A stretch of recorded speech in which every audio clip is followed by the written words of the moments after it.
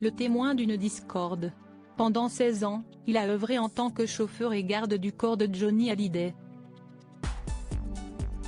5 ans après la disparition du taulier, survenue le 5 décembre 2017, Patrick Roussel a décidé de raconter son quotidien auprès du chanteur dans le livre Tout le monde l'appelait Johnny, sur les étals des libraires à partir du 15 juin prochain.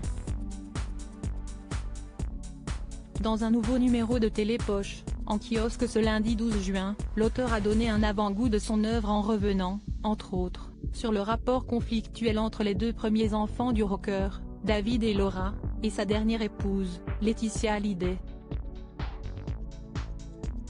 Elle a tout fait pour les exclure.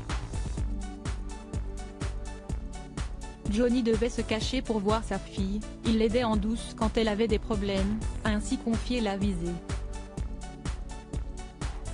La mère de Jade et de Joy aurait ainsi renforcé le fossé qui se serait petit à petit creusé entre son fils, né de sa relation avec Sylvie Vartan, et sa fille aînée, fruit de ses amours passés avec Nathalie Baye. Il ne voyait déjà pas beaucoup David et Laura, mais Laetitia a renforcé la scission, a ainsi souligné Patrick Roussel. Et de développer, David a eu la chance d'être élevé par son beau-père, le producteur américain Tony Scotti, note de la rédaction, mais Laura était fragile. Nous étions proches, Laura et moi, car je crois que j'étais le moyen de communication avec son père. Je lui parlais de son père et ça lui permettait d'entrer un peu dans sa vie. Laetitia n'était pas au courant. Leur relation était très compliquée et elle l'est toujours. Supérieure à Laura Smet, Léa Seydoux.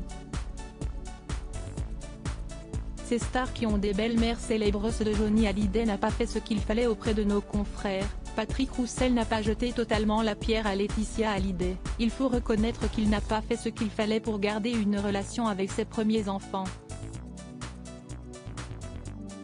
Les petites, il les avait avec Laetitia et ils vivaient ensemble. Mais il les aurait eu avec quelqu'un d'autre, ça aurait été la même chose qu'avec Laura. Invité sur les ondes de RTL en mars dernier, à l'occasion de la sortie de son titre Le plus heureux des hommes dédié à Johnny, David Hallyday avait ainsi fait état de l'absence de son illustre père, souvent sur les routes, il était souvent parti, souvent en tournée. Une relation fractionnée qui n'a pourtant pas empêché l'époux d'Alexandra Pastor de partager de bons moments avec l'interprète de Je te promets, il y avait des moments de musique, quand il me réveillait à 5 h du mat quand j'étais petit pour jouer de la batterie devant ses potes.